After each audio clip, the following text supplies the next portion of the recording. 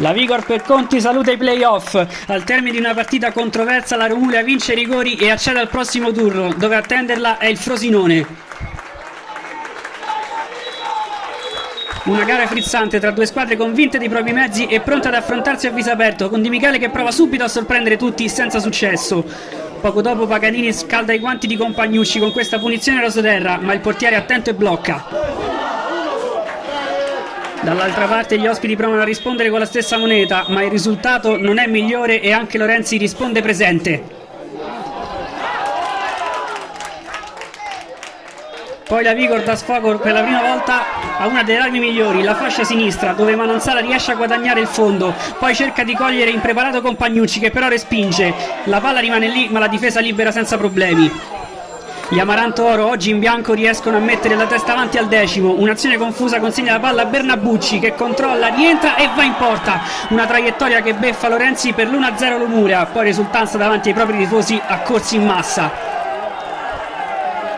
I blaugrana non ci stanno e per riaccendersi si affidano a Tappi, una delle armi migliori. Il terzino non delude e offre una super prestazione. Qui si sovrappone a Manansala che lo premia. Il 3 vince in contrasto, poi arriva sul fondo e mette al centro, dove Bucci si fa trovare conto e ribatte a rete il gol dell'1-1 blaugrana. Festa grande ai padroni di casa che rimettono in piedi la gara.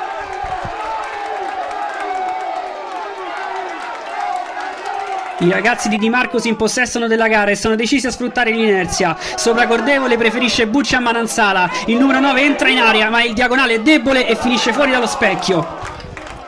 Nella ripresa il protagonista è ancora Bucci, pescato da un gran traversone di Tappi. Il colpo di testa cerca il secondo palo, ma lo oltrepassa di poco. La Romulea deve scuotersi e Bernabucci si abbassa per aiutare. Con un lancio cerca Segata, ma Lorenzi sembra essere in controllo. Il portiere allontana di pugno e solo dopo impatta con l'attaccante. L'arbitro però vede altro e decide per un rigore alquanto generoso. Dal dischetto va Di Michele. Respiro. Parte la rincorsa e poi spiazza Lorenzi per il 2-1 Romulea e poi gli va a esultare in faccia. Si scatena la rabbia della Vigor che frena la corsa del 13 ospite, troppo spavaldo dopo il 2-1. La Vigor perde per un attimo le distanze, gli Amaranto Oro tentano di approfittarne. Un'azione tutta in verticale accende Segata che arriva sul fondo e prova a calciare. Lorenzi attento respinge. È una fase a forti tinte Amaranto Oro. Giancotta trova addirittura il gol olimpico, ma l'arbitro annulla tutto per una carica su Lorenzi, disturbato illegalmente.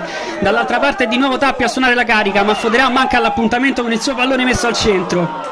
Da fallo laterale Romulea serve Bernabucci che riesce a sfilare via e poi va in porta, solo paro per il numero 9 sfortunato in questa occasione.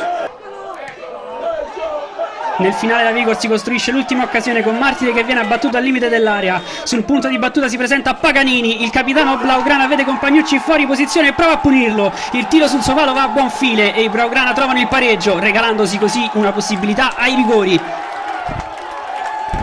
Gli 11 metri però tradiscono i ragazzi di Di Marco che ne sbagliano 3 su 3, invece Giancotta, Di Carlo e soprattutto Di Michele non deludono e portano la Romulea al prossimo turno. Lo sfidante sarà il Frosinone, già battuto in campionato.